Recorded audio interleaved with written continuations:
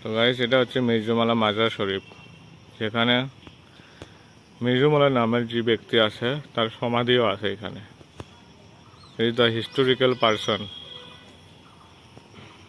তো খুব সুন্দর প্লেস।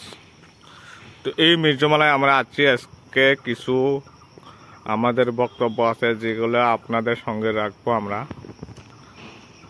তার সঙ্গে গাইস, আপনারা দেখতে পাচ্ছেন, এটা তো আমার পার্সোনালি ব্যক্তিগত যে মনের আবেগ আছে সেটা আমি প্রকাশ করতেছি। এখানে মির্জুমালা কোনো রায় প্রদান করে নাই, তারপরেও আমি আপনারা খারাপ পাবেন না, অথবা মির্জুমালা কমিটিও যাতে এই বিষয়ে খারাপ রিয়াকশন না করে আপনাদেরকে বলতেছি। এই যে আপনারা ফুকামগুলো দেখতেছেন, এই যে ওয়ালের ফুকামগুলো আমরা সচরাচর প্রত্যেক বছরে দেখতে পাই যে এই ফুকামগুলোতে আমাদের জনসাধারণ, অর্থাৎ যারা নমাজ আদায় করে আমাদের মুসলমান মানুষগুলো, তারা কি করে এই জায়গা স্যান্ডেল দিয়ে জরাজীর্ণ করিত হয়। তাই আমি সবাইকে বিশেষভাবে অনুরোধ করি যে আপনারা এই ফুকামের মধ্যে আপনাদের স্যান্ডেলগুলো রাখবেন না। কারণ আপনারা সবাই জানেন, আমরা প্রত্যেক বছরে একটা বছর পরে 365 দিন পরে যে আমরা নামাজ আদায় করে আসি মির্জুমালা মাজার শরীফে, তার কারণ আমরা আল্লাহকে সন্তুষ্টি করার জন্য আসি। আমরা স্যান্ডেল অথবা জুতাকে সিজদা দিতে আসি না।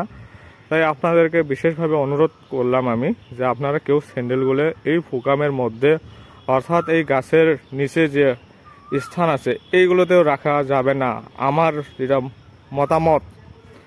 যেটা মতামত আপনাদেরকে বলতেছি, আপনারা দয়া করে আপনাদের নিজের স্যান্ডেলগুলো এই যে সাইড আছে এই সাইডগুলোতে রাখতে পারেন, অর্থাৎ সামনে যে সাইড আছে এই সামনে সাইডেও আপনারা রাখতে পারেন, কিন্তু এই ফুকামগুলো আপনারা রাখবেন না। আপনাদের কাছে বিশেষভাবে আমার অনুরোধ। কারণ খুব খারাপ দেখা যায়, খুব নিজের ভিতরে যে একটা আবেগ হয়, আবেগটা খুব খারাপ হয় আর কি। তাই আপনাদেরকে বলছি, আপনারা এই স্যান্ডেলগুলো অল্প বাইরে রাখবেন। দয়া করে সবাই এই কথাটা মেনে চলবেন। আমি খুব আশা করি আপনাদের কাছে এই ভিডিওটা বানানোর উদ্দেশ্য হল আপনারা সবাই সজাগ হবেন। তো দর্শক, আপনাদের সবাইকে ধন্যবাদ, এবং আপনারা কেউ খারাপ রিয়াকশন নেবেন না, কারণ এটা আমাদের জন্য খুব একটা ভালো বিষয়। সমাজের মানুষকে সচেতন হতে হবে, তাই আপনাদের সামনে এই ভিডিওটা আমি তুলে ধরলাম। ধন্যবাদ রাই সকল।